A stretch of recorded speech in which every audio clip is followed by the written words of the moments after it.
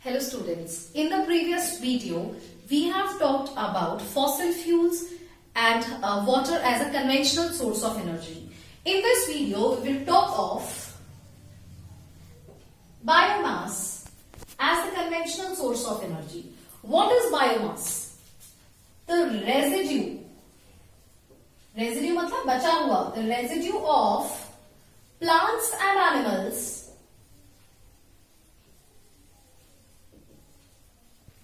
is called biomass.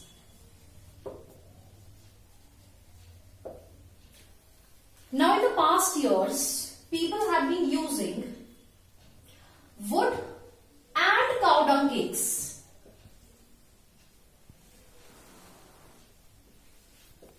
wood is also a biomass and cow dung cake is also a biomass because both are plants or animal residue. People have been using this, some people are still using it, but using wood or burning cow dung has certain disadvantages. Let's see what are the disadvantages of burning wood or cow dung, or what are the disadvantages of using wood or cow dung as fuel. So what are the disadvantages?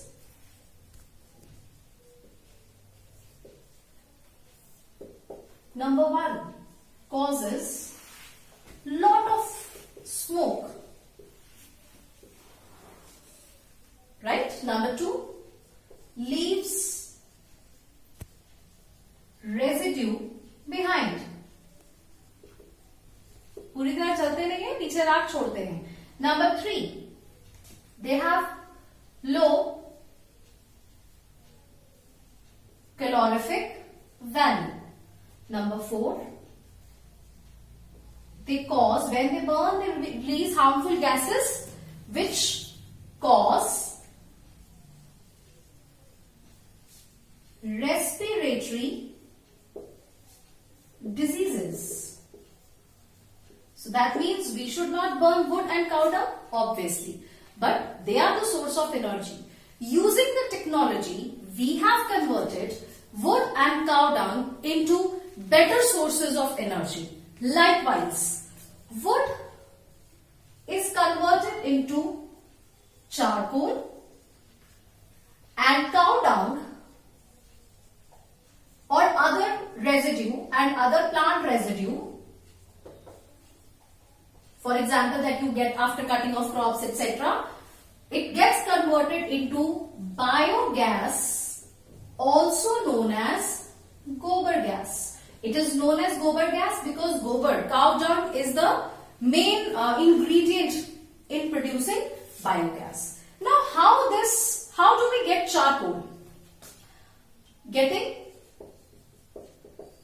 charcoal from wood. How do we get it? When wood is burnt in limited supply of air or oxygen, whatever you want to say, all impurities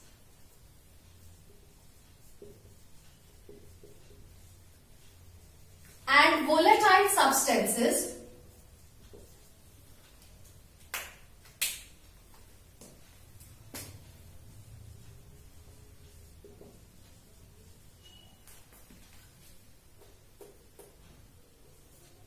gets removed and charcoal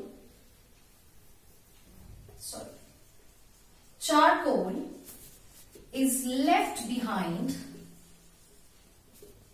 as residue. This process is called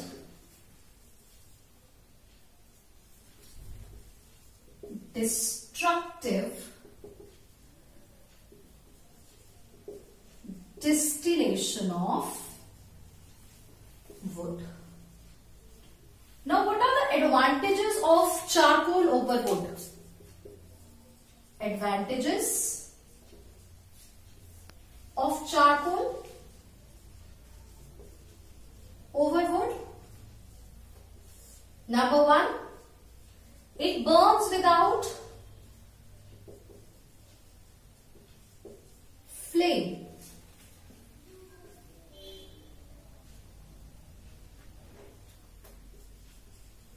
has high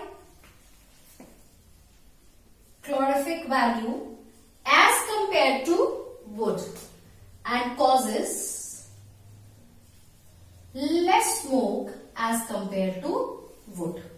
Similarly, if we talk of cow dung or plant residue that will be converted into biogas, for that a biogas plant is installed.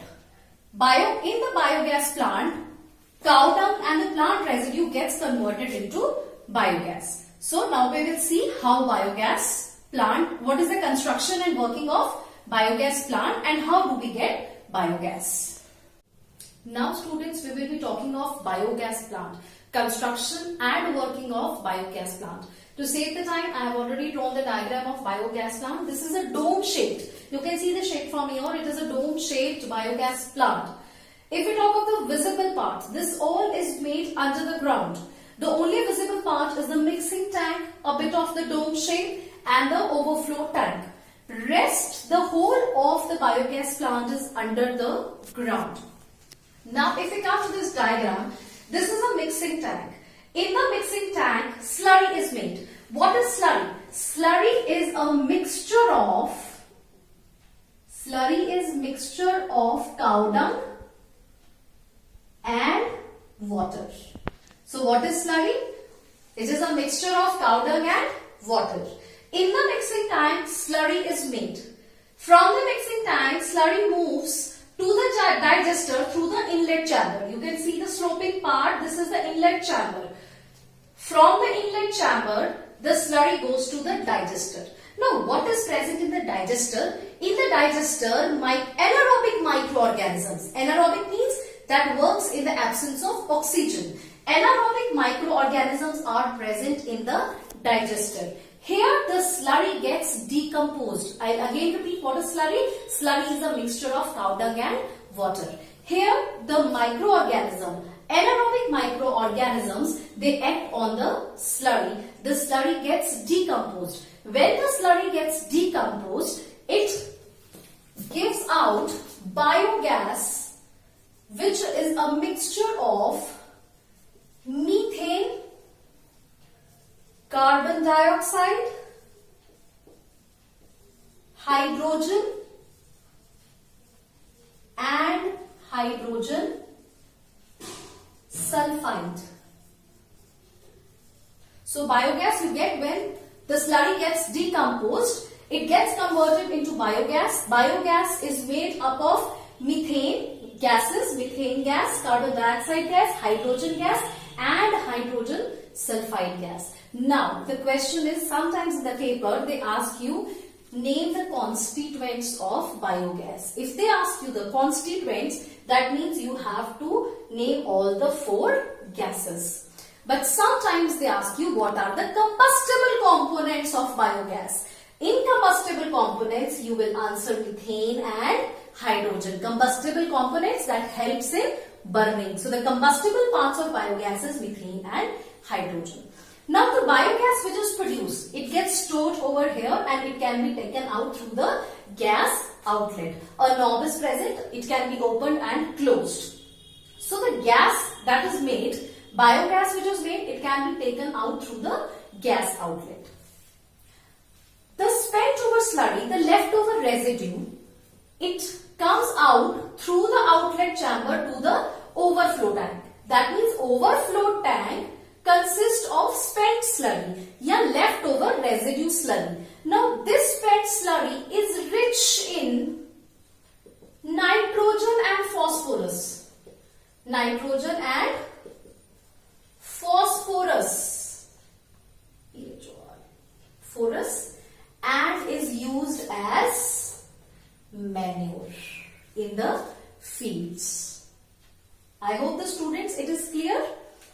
Slurry, mixture of cow dung and water, is made in the mixing tank.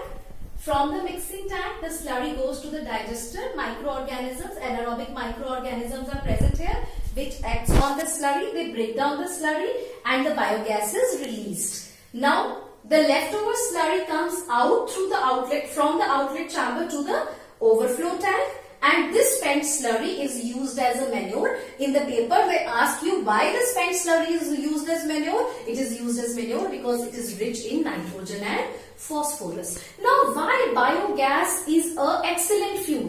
Biogas is an excellent fuel because it is made up of 75% of methane gas. Again, this is a question that you get in your exam. Percentage, main constituent. Sometimes they ask you in the paper, what is the main constituent of biogas? Main constituent of biogas is methane. And what is its percentage? Its percentage is 75%. Why it is an excellent fuel? It is an excellent fuel because it does not produce smoke. It does not leave the residue behind. It has high calorific value. It can be used for the lighting purposes. It can be used for the cooking purposes. Another thing, the spent over slurry is used as the manure because it is rich in nitrogen and phosphorus. Now wind is another conventional source of energy. So now we will talk of wind energy. In the past years, windmill was used to lift the water. But nowadays, windmills are used to generate electricity. Windmill is a structure similar to a fan erected at a height.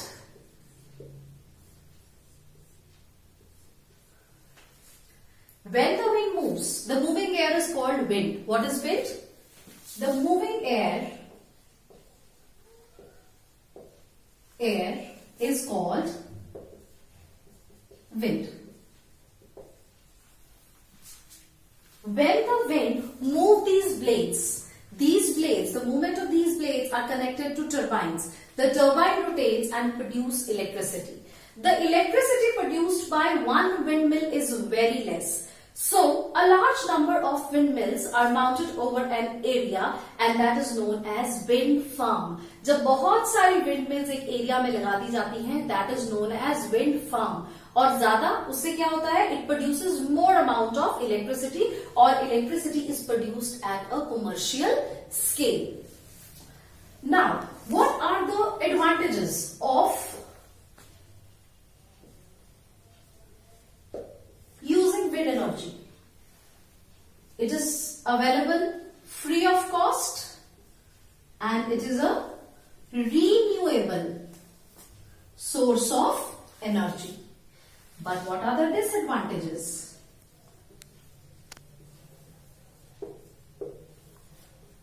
These wind farms can only be made at the places where the wind speed is minimum 15 kilometers per hour throughout the year. That means कहीं भी ऐसे wind farms नहीं बनाए जा सकते जहां throughout the year जो wind speed है वो 15 kilometers hour से कम हो. So these windmills, these wind farms can only be situated at the places where the wind speed throughout, the minimum wind speed throughout the year is 15 kilometers per hour. Number 2, it requires large amount of land.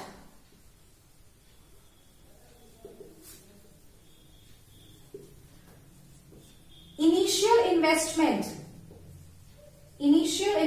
or initial cost is very high. Number 4, its maintenance cost.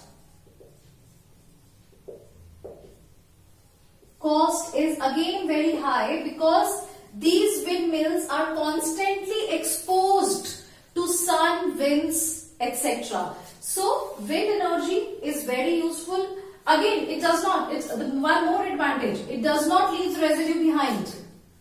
Does not leave residue behind. But it has again certain disadvantages. And this is one of the main disadvantages that they ask you in the paper. Ki what is the minimum wind speed that is required where the wind farms can be set? So minimum wind speed is 15 kilometers per hour. Thank you so much. I hope students, the conventional sources of energy are clear to you. Thank you so much.